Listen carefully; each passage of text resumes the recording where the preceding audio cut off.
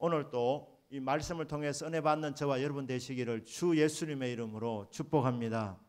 아멘. 예수님께서 때가 되어서 여인에게서 나게 하셨습니다. 베들레헴에 탄생하겠다는 그 약속의 말씀대로, 아니 구약성경에서 예언되어 있는 말씀 다 하나님께서 다 이루어서 하나님의 때에 정확하게 유대 베들레헴에서 탄생을 하셨습니다. 자, 그러면 이스라엘 사람들은 성경을 아는 사람들이고 메시아가 오신다 그렇게 예언되어 있었기 때문에 참 예수님을 만나야 되는데, 예수님 영접해야 되는데 그 영광의 주님을 영접하는 사람들은 별로 없었습니다. 거절하는 사람들이 많았습니다. 오늘 본문에서 영광의 주님을 거절했던 사람들이 나오는데 헤롯 왕입니다. 헤롯 왕. 이 헤롯 왕은 권력을 잡은 사람입니다. 아주 유능한 사람이었습니다. 정치를 잘했습니다. 로마 사람들이 생각할 때 유능한 정치가는 두 가지를 잘하면 되었습니다. 하나는 세금을 잘 거두어 드리는 사람. 그러니까 세금을 잘 거두어 드리면 유능하다고 보았습니다.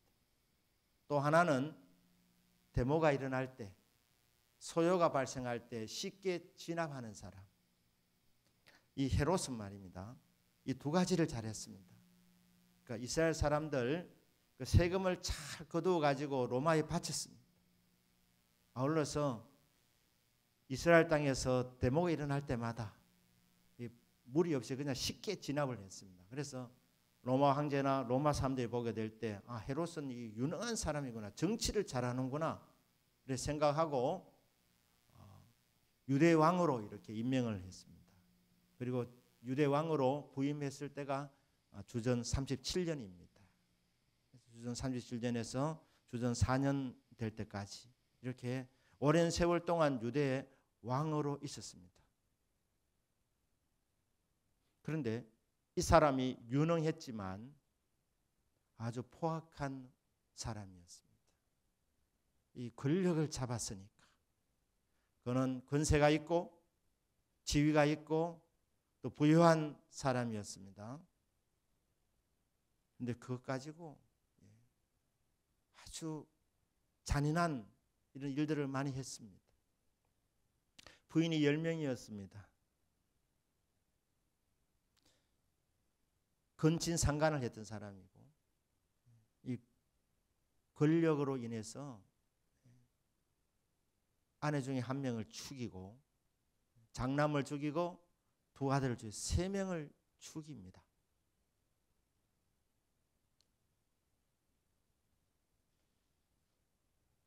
그가 죽을 병이 들었을 때 예루살렘에서 굉장히 존경받는 한 사람을 감옥에 가두면서 자기가 죽을 때 같이 죽이라고 했습니다. 왜냐하면 예루살렘 사람들이 자기가 죽을 때는 눈물 안 흘릴 걸 알고, 존경하는 한 사람이 같이 죽으면 눈물 흘릴 것을 그렇게 생각하고 한 사람을 가두어서 내가 죽을 때 그 사람을 죽이라고 했던 사람, 이런 사람이 헤롯 왕이었습니다.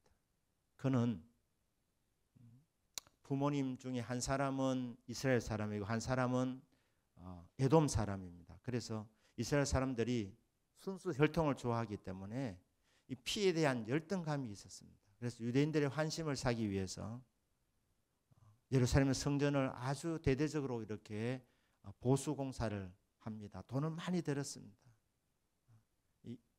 인기 얻으려고 그렇게 했습니다. 그리고 굉장히 기근이 심했을 때에 세금을 좀 탕감해주는 이런 정치적인 수완도 있었던 사람입니다. 그런데 늘 이 순수 혈통이 아니다 보니까 늘 이 불안한 마음이 있었던 것 같습니다. 동방 박사들이 예루살렘에 와서 묻습니다. 유대인의 왕으로 나시니가 어디 계시냐? 우리가 별을 보고 이곳에 왔다. 그분께 가서 경배하려고 하니까 어디 났는지 알려달라. 이랬을 때 이 헤롯 왕이 속으로 굉장히 분노합니다.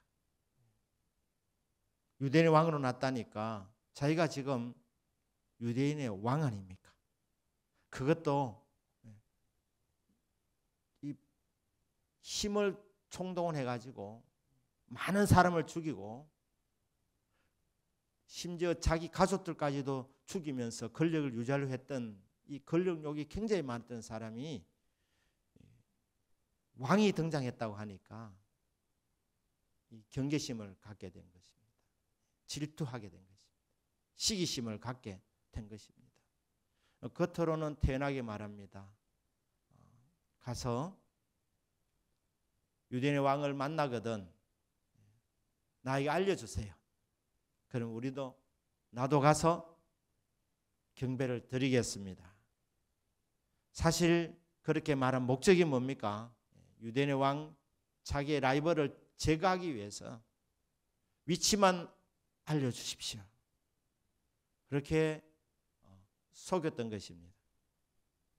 그 실제적으로 나중에 손주라고 어떻게 합니까? 막 화를 내면서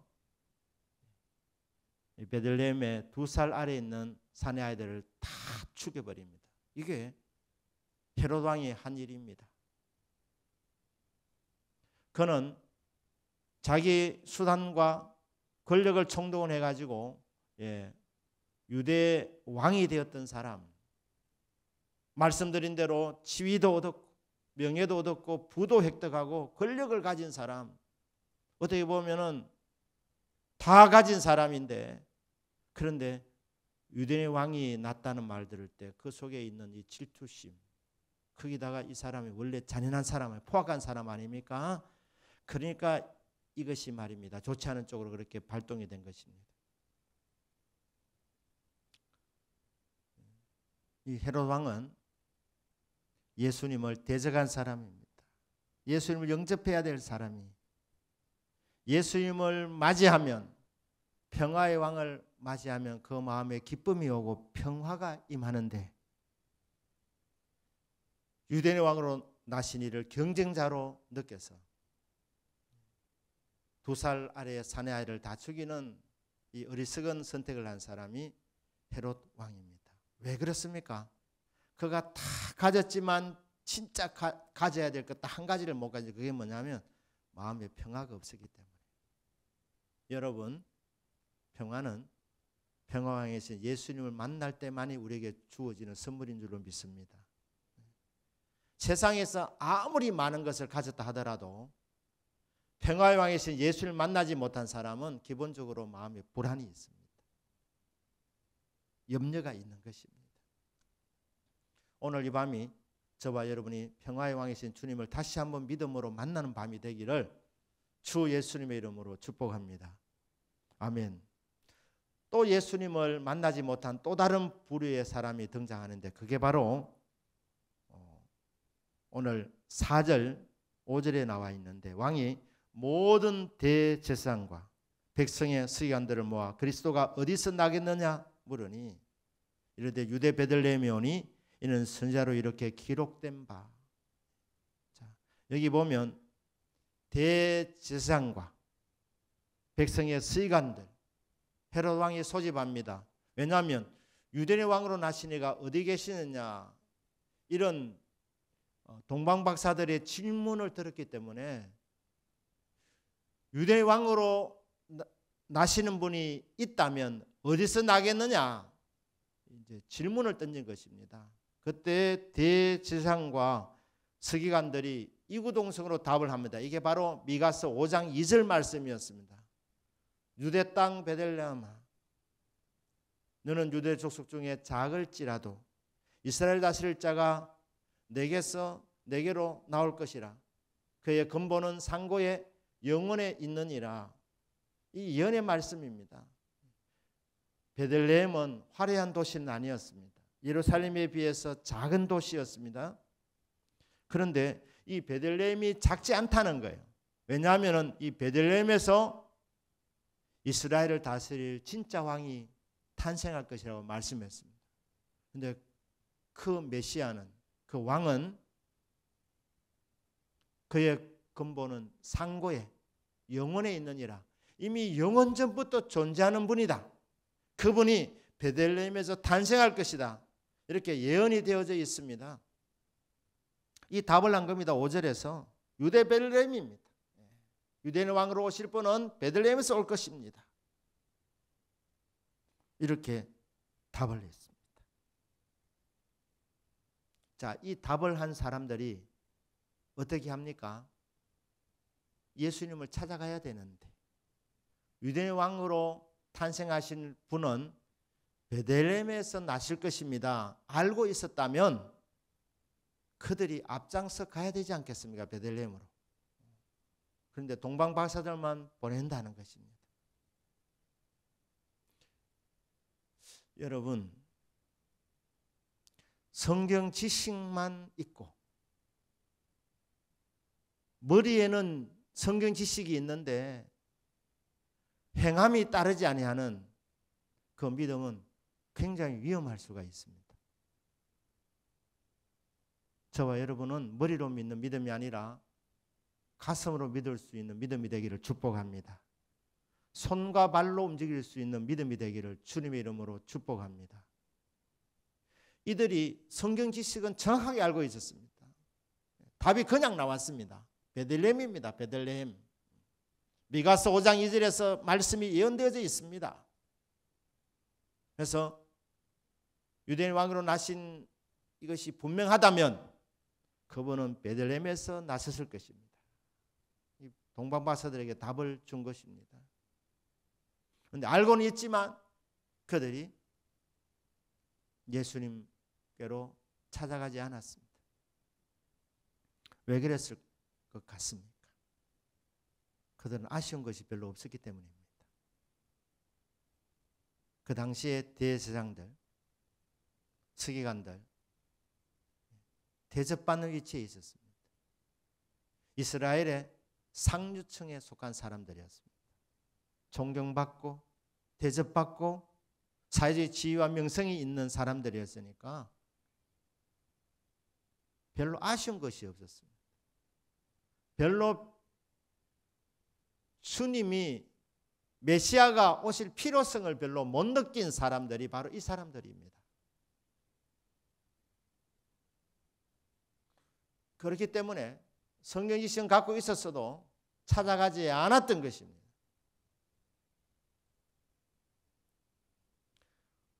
우리 성도님들에게 꼭 있어야 될 것은 갈급한 심령입니다.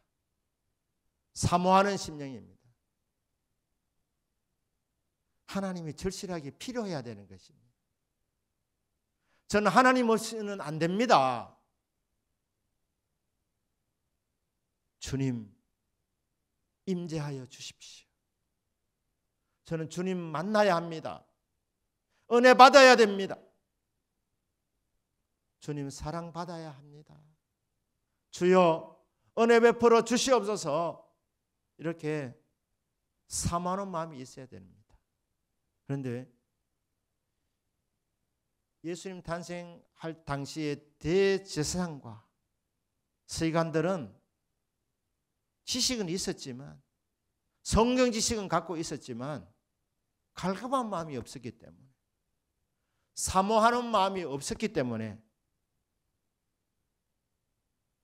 주님이 나신 곳으로 가지를 않았던 것입니다.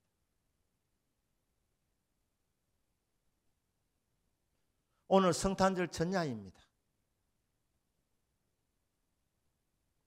우리 대동교회 성도님들 가운데에 예수님이 온 세상의 구주로 이 땅에 임하셨다는 사실을 모르는 사람은 없을 것입니다. 그러면 이날 성탄절 전날 이 금요일 밤 우리 성도님들이 어느 자리에 있어야 할 것 같습니까?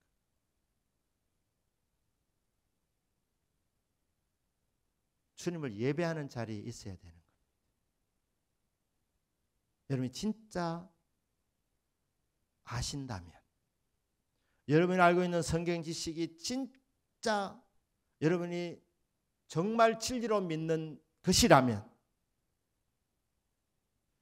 주님은 예배와 경배 받으시에 합당하신 분이신데, 그러면 그분을 맞이하는 방법이 뭐냐? 예배 드리는 것인데, 그 주님을 예배하는 것, 주님이 그것을 기대하시는데, 그러면 예배 자리에 있어야 된다는 것이죠. 성경 지식이 없어서 예배 자리에 오는 것이, 못 오는 것이 아니고, 여러분 가난한 마음이 없으니까, 갈급한 심령이 되지 못하니까, 주님이 그렇게 절실하게 필요하지 아니하니까.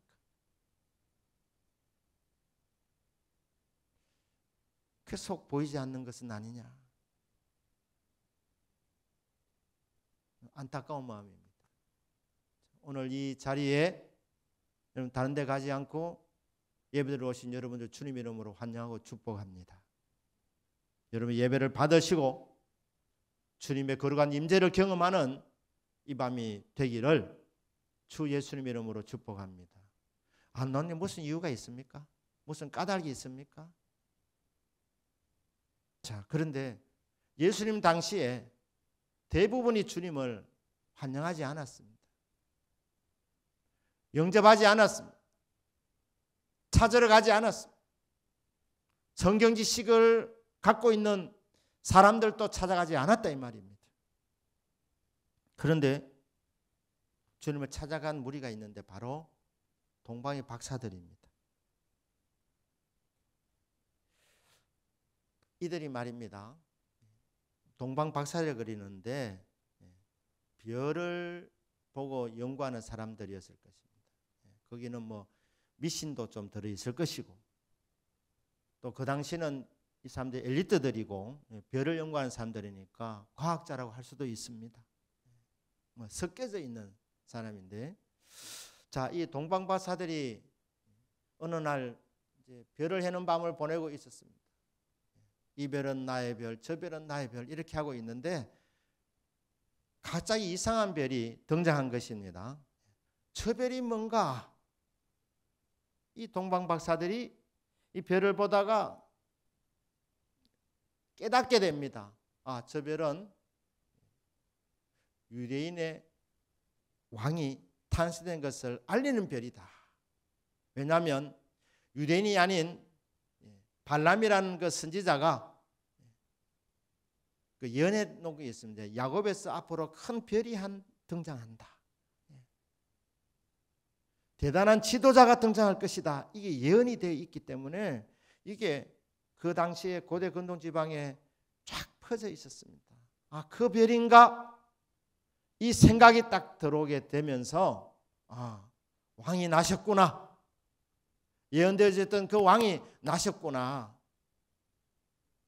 믿고 그들이 그 먼 데서 이 별의 인도를 따라서 결국 베들레헴까지 오게 된 것입니다.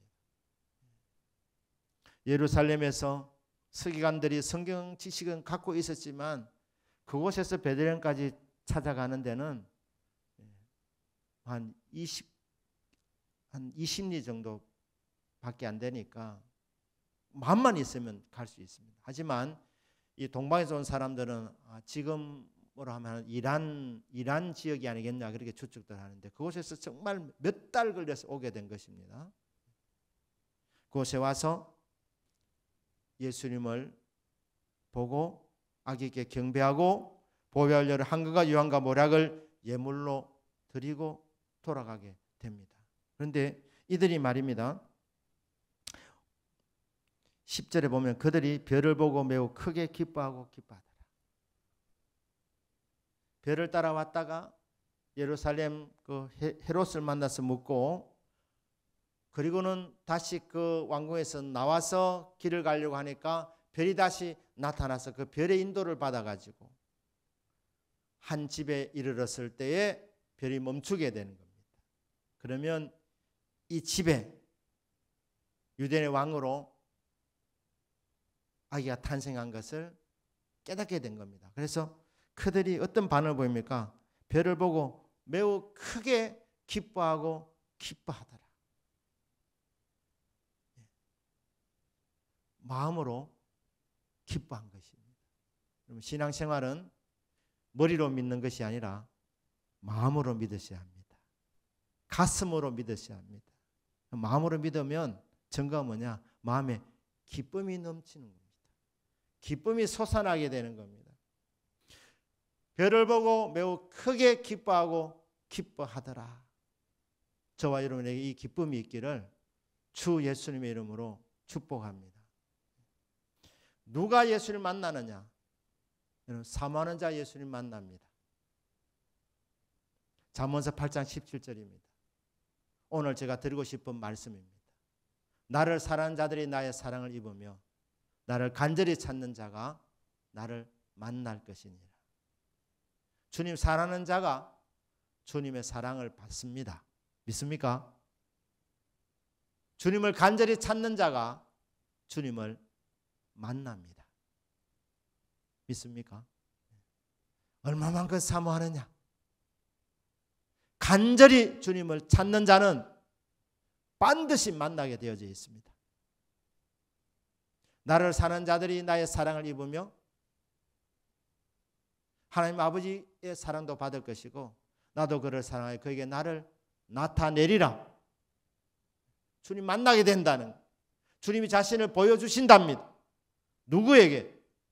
주님을 사모하는 자들에게, 주님을 사랑하는 자들에게. 주님 사랑하는 자들은 하나님 사랑을 받고 예수님 사랑도 받고 예수님 자신을 보여주신다. 이렇게 말씀하고 있습니다. 결국 신앙생활은 간절함이 이게 핵심이구나. 사모함이 핵심이구나. 간절하면 이 동방바사들은 말씀도 잘 몰랐는데 별의 인도를 따라서 왔습니다. 별의 인도를 따라서. 하나님께서 어떤 방법을 선택하셨더라도 반드시 사모하는 자는 주님 만나도록 인도해 주시고 이끌어 주십니다. 관심 없으면 하나님 기다리신다는 것이죠. 지금 이 시대는 별의 인도를 통하여서 우리가 주님 만나는 것이 아니라 성령의 인도하심을 따라서 우리는 말씀을 통해서 주님을 만나게 됩니다. 또 우리에게 더 확실한 예언이 있다고 말씀합니다. 베드로후서 1장 19절입니다. 어두운 데를 비추는 등불과 같으니 샛별이 너희 마음에 떠오르기까지 너희가 이것을 주의하는 것이 옳으니라. 주님 말씀을 통해서 우리 주님 만나기 때문에 성령 하나님께서 인도해 주시도록 사모하는 마음을 갖고 말씀을 읽고 말씀을 대하고 예배를 드리고 기도하게 될 때에 성령께서 우리를 인도해 주셔서 사모하는 주님을 만나도록, 사모하는 주님의 임재를 경험하도록 주님께서 은혜를 베풀어 주신다는 것입니다. 은총을 베풀어 주신다는 것입니다. 오늘 이 밤이 여러분 기도하는 시간이 마음으로 주님을 만나는 밤이 되기를 주님의 이름으로 축복합니다. 그래서 여러분 기쁨이 충만하기를 축복합니다. 성령 하나님께서 말씀드리는 이 시간에 감동 주셔서 그래 그 주님이 바로 내 곁에 계신다. 나에게 임재하셔서 나와 함께 하여 주시고 내 속에 들어오신다. 내 속에 들어서 나를 다스리신다. 이것이 확실하게 느껴지고 믿어지는 귀한 밤이 되기를 주 예수님의 이름으로 축복합니다. 아멘.